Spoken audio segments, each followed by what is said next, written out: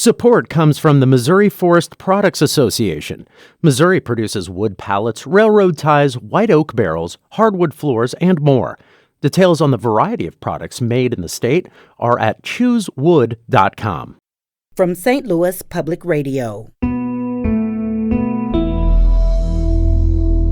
This is St. Louis on the Air. I don't know if there's been a Lear in this country that was told from the point of view of people of color.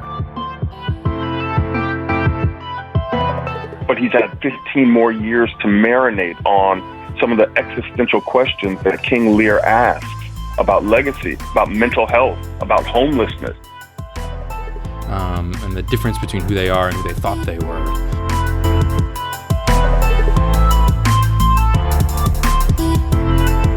I'm Sarah Fensky.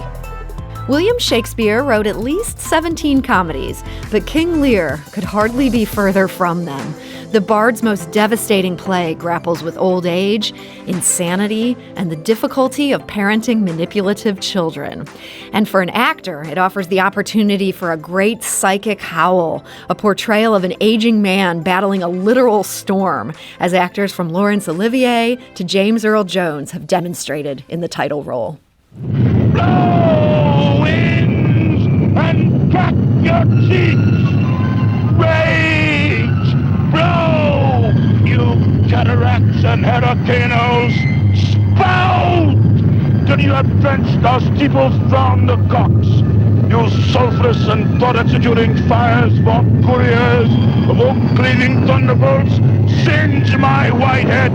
And that is James Earl Jones in the 1974 production of King Lear, mounted in Central Park by the New York Shakespeare Festival. And now Emmy Award winner and Tony Award winner Andre DeShields fills those sizable shoes in a new production that opens in Forest Park this Friday. And joining us today to tell us about it is Tom Ridgely. He's the producing artistic director of St. Louis Shakespeare Festival. Tom, welcome back. Thanks, Sarah. Great to be here. So, Tom, as people could probably tell from that excerpt there, King Lear is not for the faint of heart. What made it right for the year 2021 for you? Well, it's a play about what happens when our relationships break down and when we're cut off from the people that are closest to us, our friends, our family, our communities. And obviously that's what we've all been through in our own ways over the last 15 months. And it just shows us what the toll of that is. So you feel like this is the perfect play for 2021. I do. Well, so not only do you have the perfect play, you have Andre DeShields. Mm-hmm. This is a big star to land for this. Were you able to get him in part because so much other theater is still shut down?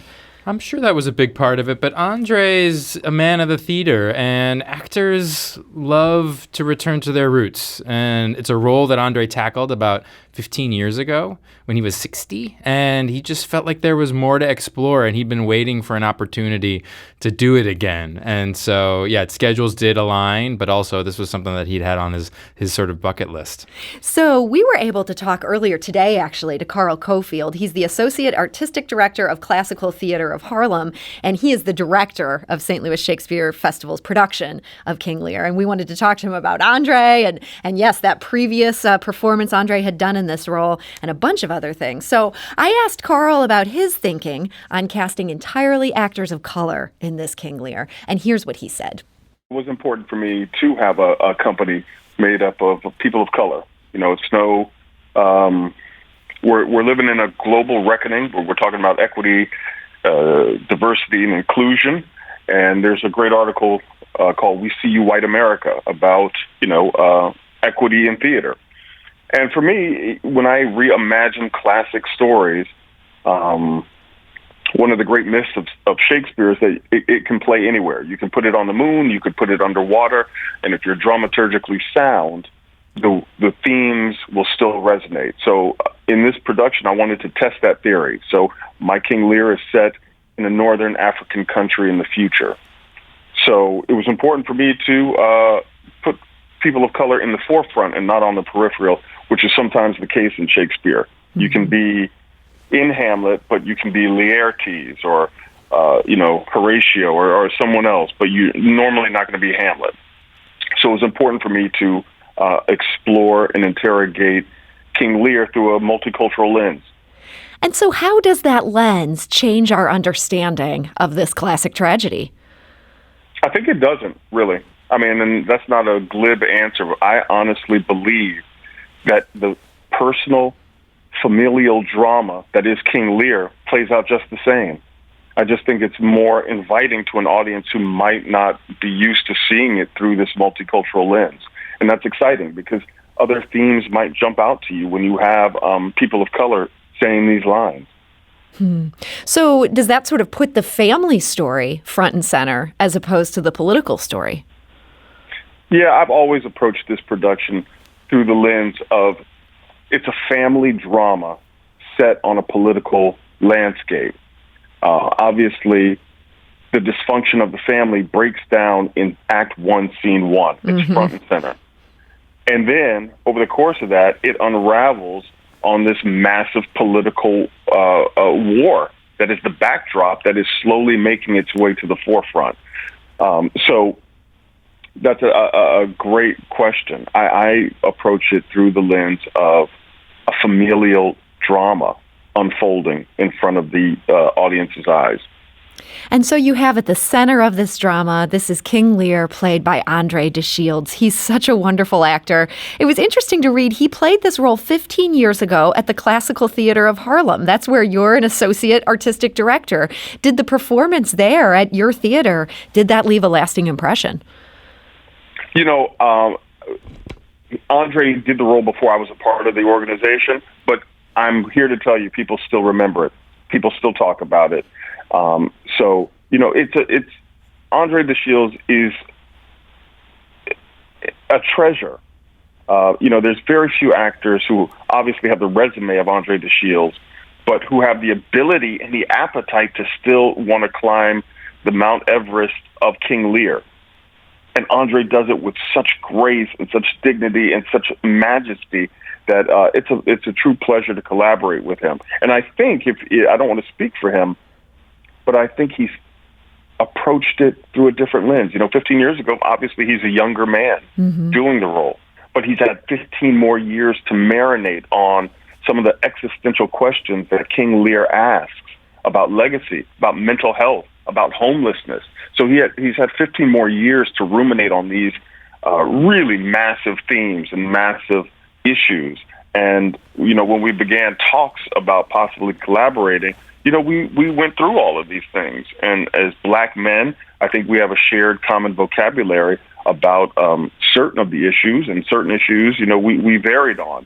But it was great for him to reapproach the work having had 15 more years to think about it. Because it's, one of the roles that, a lot of people want 2 or 3 cracks at, chances to reinvestigate it with a little more time.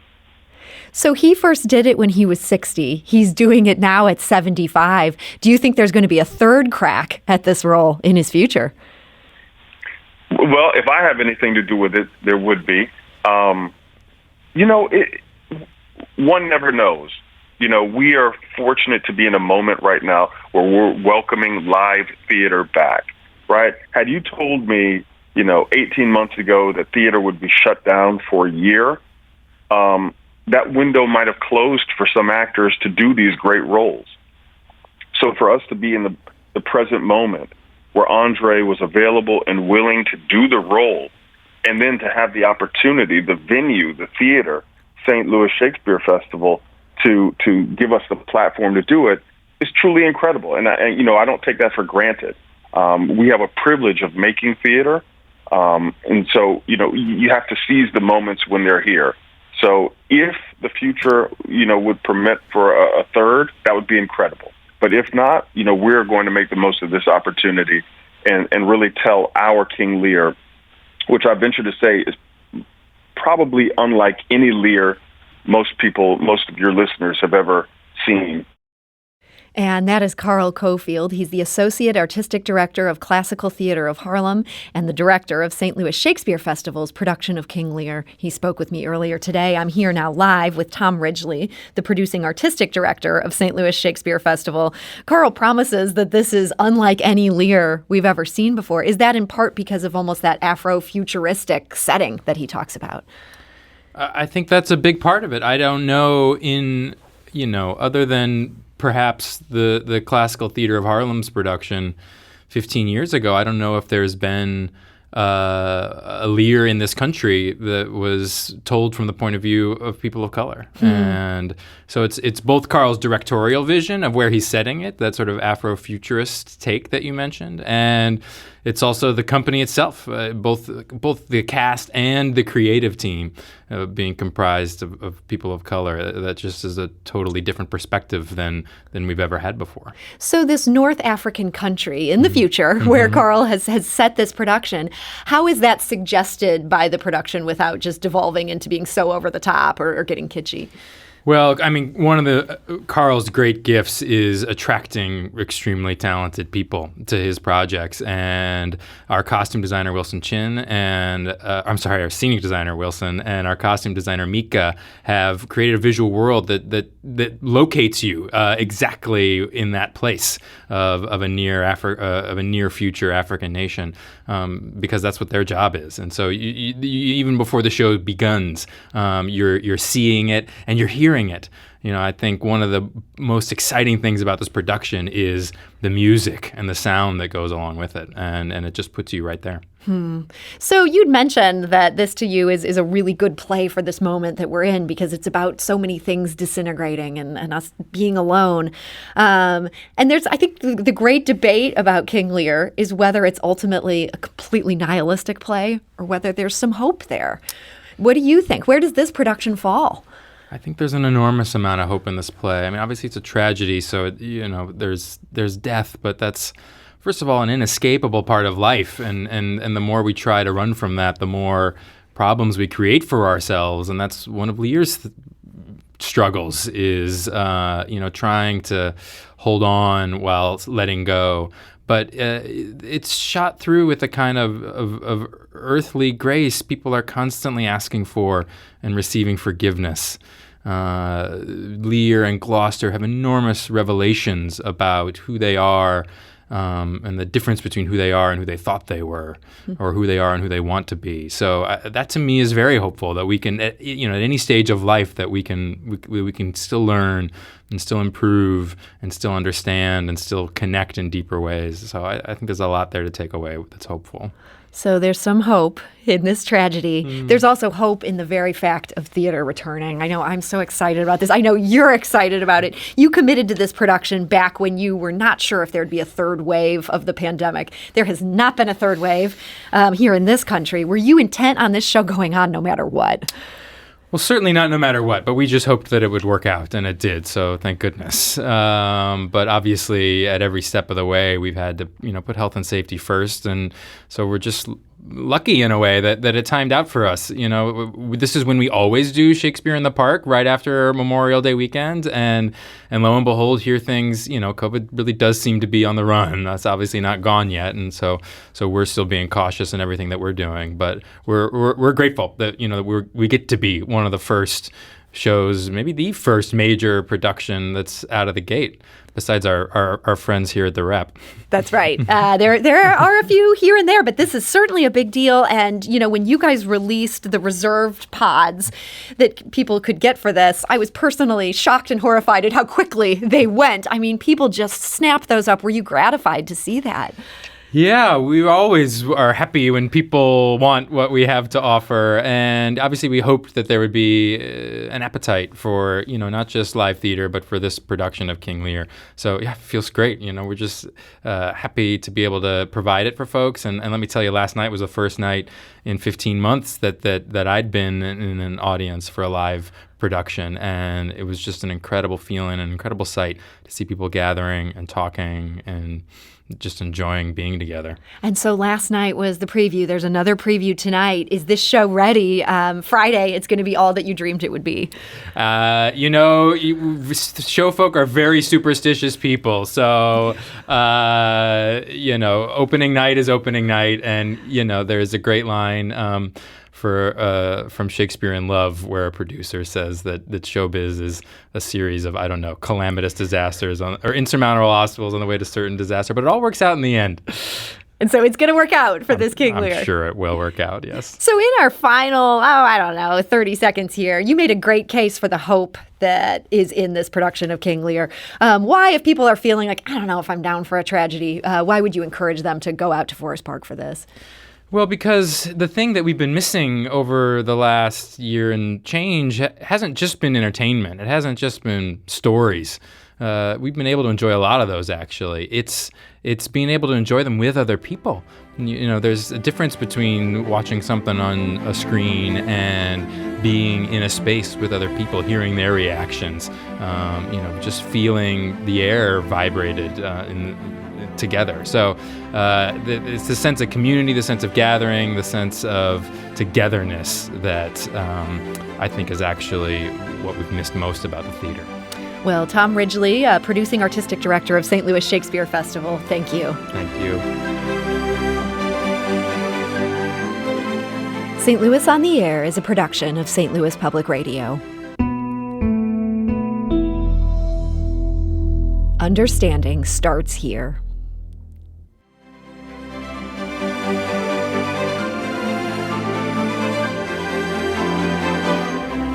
Do you find yourself regularly listening to episodes of St. Louis on the Air?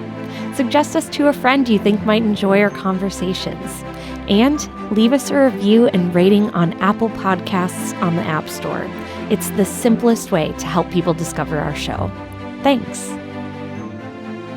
St. Louis Public Radio is a member-supported service of the University of Missouri, St. Louis.